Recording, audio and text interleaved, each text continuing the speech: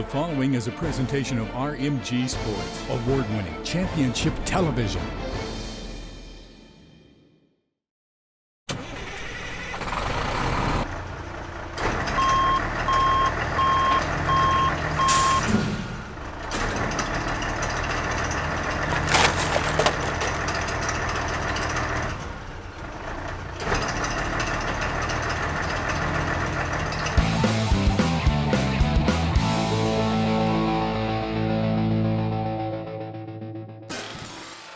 All right, well, Toby Hood, welcome to Somerset. Thanks for coming down on just an absolutely blistering day out there. I think we topped out at, 10 today. It's close to 10. It's a wonderful January day here in the Laurel Highlands, but thank you for coming down and spending some time with us. Now, many of you may not know who Toby Hood is.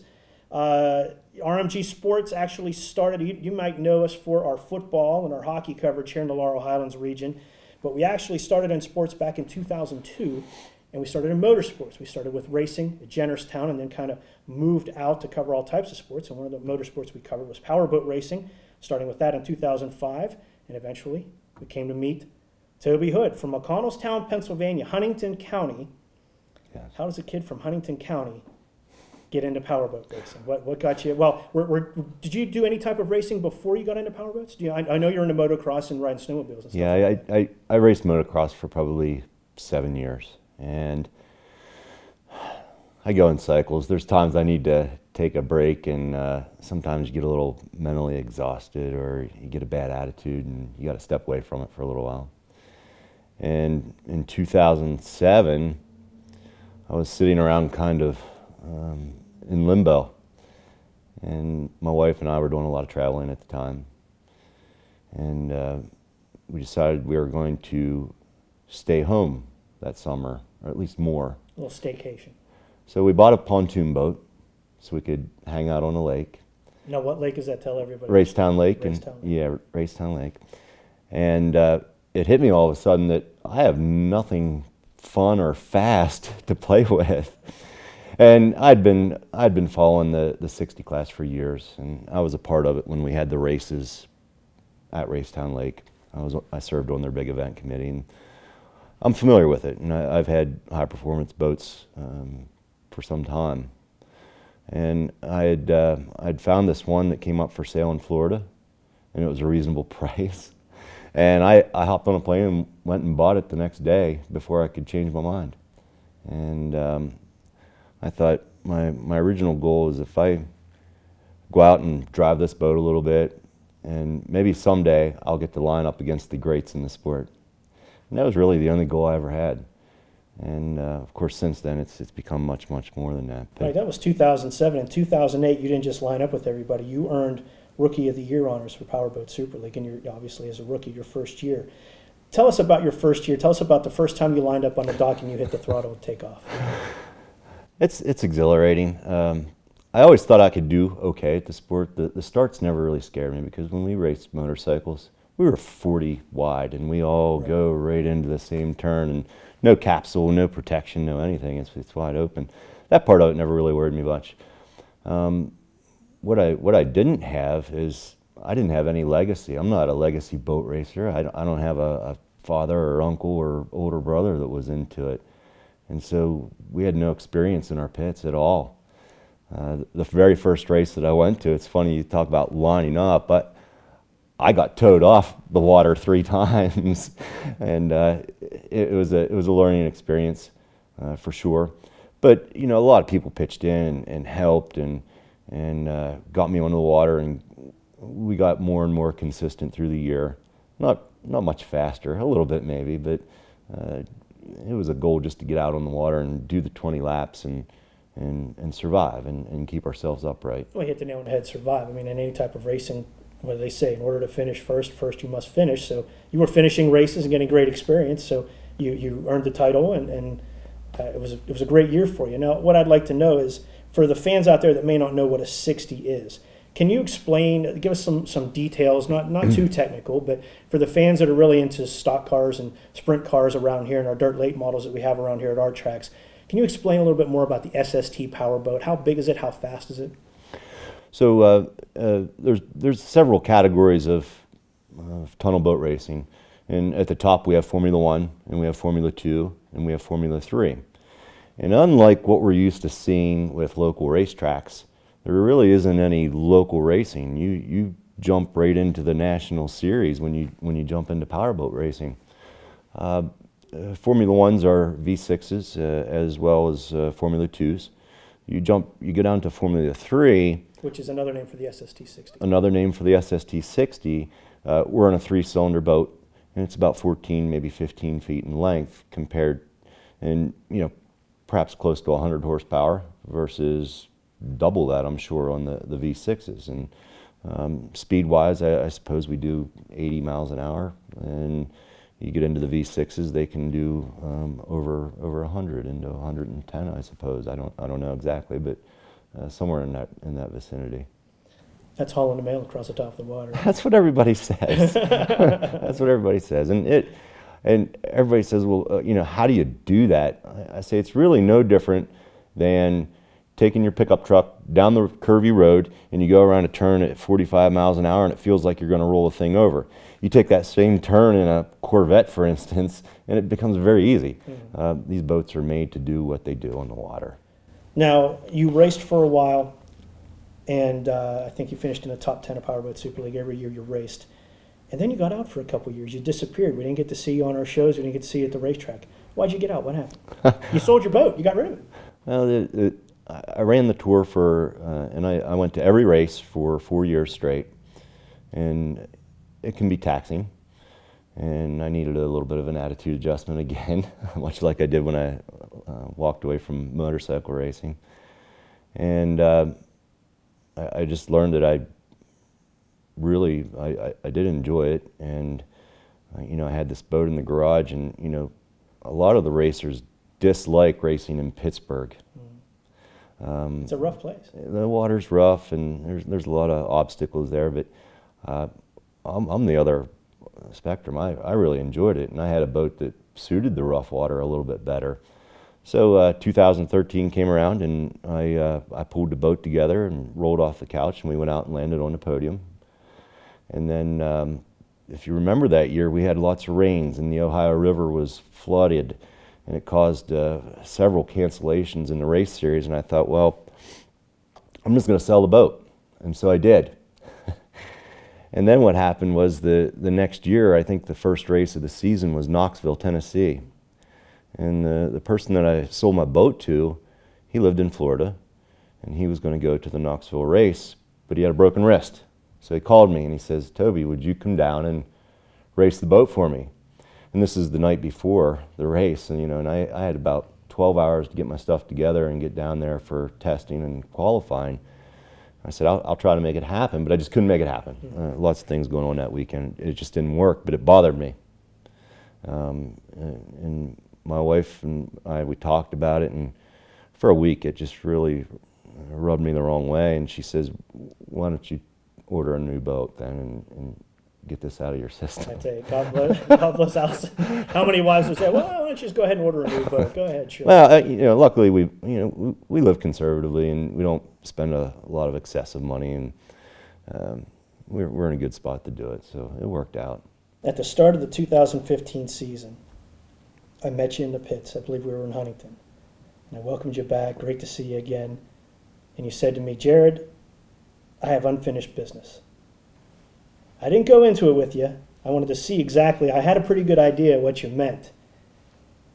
In 2015, you earned the North American Championship. 2015, you earned the National Championship for the SST-60s. You earned the Points Championship for Powerboat Super League. Finished second in points for Powerboat Nationals. I believe you were second in points there.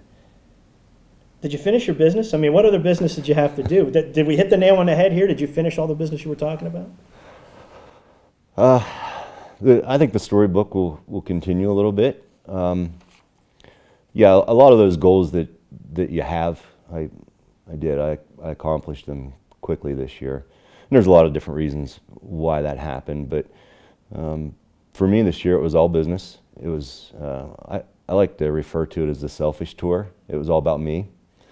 I did have unfinished business for years. We worked on older boats, and we made them faster, and we made them more competitive, and there were flashes of brilliance that we had. There was times we really shined, but it was always something would break, or it was just never quite enough top speed to catch the guys that were really out front. And I'd really need the right circumstances to have a good race. So yeah, we got the new boat, we got it together, and we did the minimal to it. If you notice, there's no decals, there's no spar. I don't even have my name on the boat. We painted it white and we put black numbers on, and that's the way we rolled all year. And it was just about going and getting business done. I've learned this year to drive with less of a bonsai attitude and play it a little bit smart, and that's helped me out a lot. You got to make it to the end of the race to finish, and to finish well. You go back to that last year at my first chapter of boat racing, and I talk about it being taxing. I don't know, we did 6 or 7 races that year, and I had to go back and fix the boat 5 times, including a major crash. And it was all because I wasn't taking my time, and I wasn't, it was always starting in the back, and I'd have to charge my way through the front. Well, having the new boat this year allowed us to qualify well, and we took qualifying a lot more serious this year, and the results paid off. We hit the nail on the head earlier in what you said about there's no local boat racing. It's not like you can go out and practice every week at your local boat racing short track and then hop on a tour. That's right. You have to go to the tour. It's the same thing with us. Many times we're trying new gear, we're trying new cameras, we're trying new techniques on the fly, because it's not like we can just run down to the lake and say, okay, let's get 5 boats lined up here because we want to try different camera angles on all these boats. We have the race, and that's it. Yeah. And by the grace of God, many times we get some pretty good shots of what we do, and we put some decent stuff together. Now, in your comments throughout, I keep hearing the term we. Racing is really, it's a family sport. The people around you, I mean, they're literally your family. Talk about your crew and the support they've given you. From day one, you mentioned your wife, but I know your brother's involved with it. We see you guys roll in, and it's a family affair. It really is. I have the best crew in motorsports, I swear. They'll come and they'll help me during the week. They'll travel with me. They'll travel for me. When we come off the water and it's time to do adjustments and make the changes, everybody knows what to do. We may not come across as the most organized, but we do a pretty good job. Everybody knows the role. When it comes to a boat handler, my little brother, he learned a lot, and when he straps me in, I feel 100% confident, and I don't let anybody else do it. I don't know, there's that bond, and winning's nice, and doing well and getting the trophies and whatever, that's all good, but for 6 times a year or 7 times a year, I get to take an entire weekend and travel with my friends and my family, and we get out of town, and we have a great time. And win or lose, I win every weekend. I do. When you go out, I don't believe there's another Pennsylvanian racing now. Do you feel, you had to have felt it when you raced in Pittsburgh, but you represent this region when you get out there. And do you feel a sense of pride when you bring the championship back here and you have the trophies in your room, that it's not just Toby Hood racing, but you represent this entire region and an area like Racetown Lake that has such a great tradition, or it had a great tradition of top-notch racing right there. I mean, it's got to be a great feeling to bring those trophies back here to Pennsylvania. I suppose it is. Great history in Pittsburgh, and not that I know a tremendous amount of people in Pittsburgh, but it is. It's my hometown race, and I hope we get to race it again. There's a tradition of racing on Racetown Lake. I don't know how deep it is. I'm not sure how it resonates with the people in my community, but I can tell you that anytime there are airings of the Pittsburgh race, and those airings happen weeks and months afterwards, you can tell when one has been aired, because I stop in the convenience store and they say, "Toby, I saw you on TV." That was awesome, That makes me feel good too. Somebody, like 3 or 4 people are watching our show. You know, it does. It reaches out, and hopefully the sponsors are getting their money out of it too. But yeah, I suppose there's a little bit of pride in that. But it's not about getting the accolades or the recognition. It's about being together with family and satisfying my own goals. Speaking of goals, let's move to 2016. Yeah. The upcoming racing season. Still some unfinished business there. I'm not going to ask what it is. I'm going to wait and see. I'm excited to see what this is. But the natural progression is you win championships in the 60 class. It's kind of like in NASCAR, you're winning in the trucks, or you're winning in the, what is it now? The Xfinity Series. They keep changing sponsors. The Xfinity Series. Yeah. It seems like the natural progression would be to move to the next level. Any plans to get a 120 boat in your future? Not in the immediate future now. I fell in love with this 3-cylinder OMC years ago with my first boat, and I do. I like the motor. I'm comfortable. I don't know if I have the financial wherewithal to jump into a V6 and to start all over again. What's taken years to learn all the intricacies of that boat and how to drive it. I don't know if I want to learn that all again. I want to finish business in the 60 class, and then I'm not going to rule it out by any means, but then I'm going to step back and look at it, and we'll see. If someone who had a 120 boat or a Formula 2 boat, let's say, even a 200 engine, offered you a ride. It's happened before, Jared, Yeah.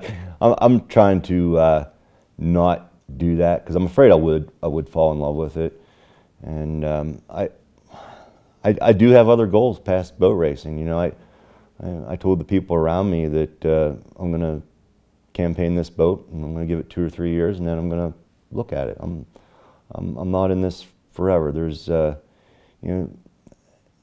boat racing. It takes a lot of commitment and effort and money, and I suppose most boat racers would say that it's not their number one priority. People have family, they have life, they have careers, all these things that should be important.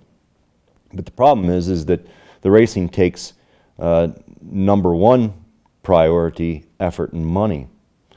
And so it becomes real easy for people to walk away from it. And sometimes it's hard for them to get back for that reason. And that brings me to my next question. It's one of the final questions. Let's talk about the SST-60 class. It's a class of boat. It's a type of racing that is suffering right now. I'm not going to sugarcoat it, fans. I mean, it's the boat count is low.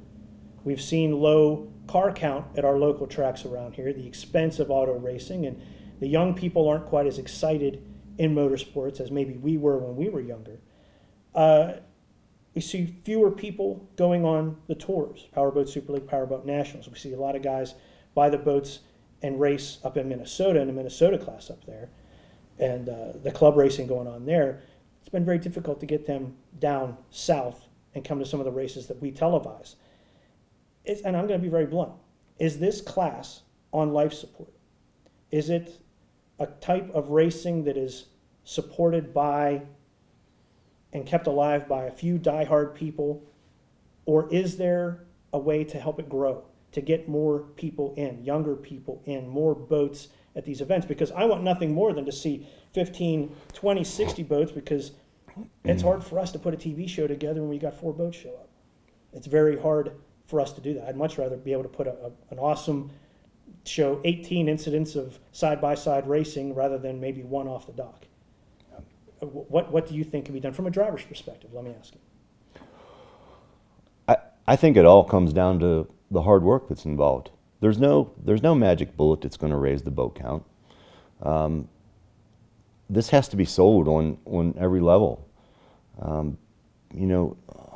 There's people out there that want me to,